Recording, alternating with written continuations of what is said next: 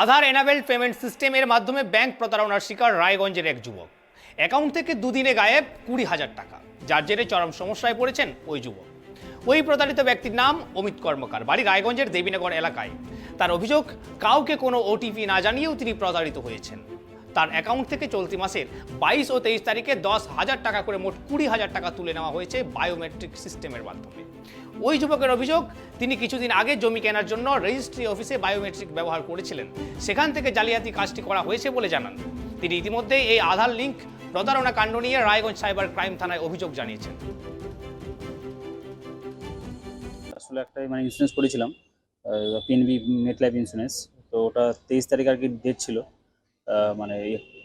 কাটার। তো আমার স্টেট ব্যাংকের অ্যাকাউন্ট, ওখান থেকে আর কি প্রতি 6 মাস অন্তর অন্তর ওরা টাকা কাটে।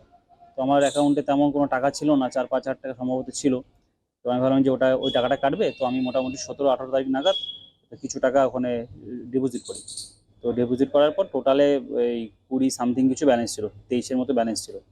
তো এবার প্রতিবারই পিএনবি থেকে যখন টাকা কাটে, তারপরে একদিন বা দুদিন পরে একটা এসএমএস পাঠায়। এসএমএস লেখা থাকে যে হ্যাঁ হচ্ছে তোমার অ্যাকাউন্ট থেকে আমি টাকা কেটেছি, এরকম কিছু লেখা থাকে।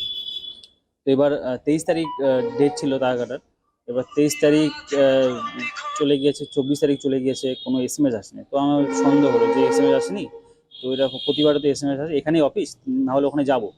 তো তারপরে আমি আমার ইউনো এসবিআইয়ের অ্যাপটা খুলে দেখি কি যে আমার 295 টাকা কেটেছে কালকের ডেটে। আমি 295 টাকা কেন কাটবে, তখন লেখা আছে যে ব্যালেন্স ছিল না জন্য, ইন্স্যুরেন্স ব্যালেন্স জন্য ওই টাকাটা কেটেছে। আমি বললাম যে আমার অ্যাকাউন্টে এত টাকা আছে, আর পিএনবি ওখান থেকে কাটবে 13,000 সামথিং কিছু টাকার কথা করা। তো তো আমাদের একটু হতবাকি হলাম। তারপর নিচে স্ক্রল করে দেখতে পাই যে 22 তারিখ, ওই যেটা এখন নতুন ফ্রড বেরিয়েছে, এইপিএস আধার সিস্টেম ব্যবহার করে, বায়োমেট্রিক ব্যবহার করে যেটা করেছে, ওটা দিয়ে 22 তারিখ আমার অ্যাকাউন্ট থেকে 10,000 টাকা তোলা হয়েছে। আর 23 তারিখ 10,000 টাকা তোলা হয়েছে। সেই যে টাকা উইথড্রল করা হয়েছে, কোনো এসএমএস কোনো কিচ্ছু আসেনি, না কোনো ওটিপি, না কিছু, কোনো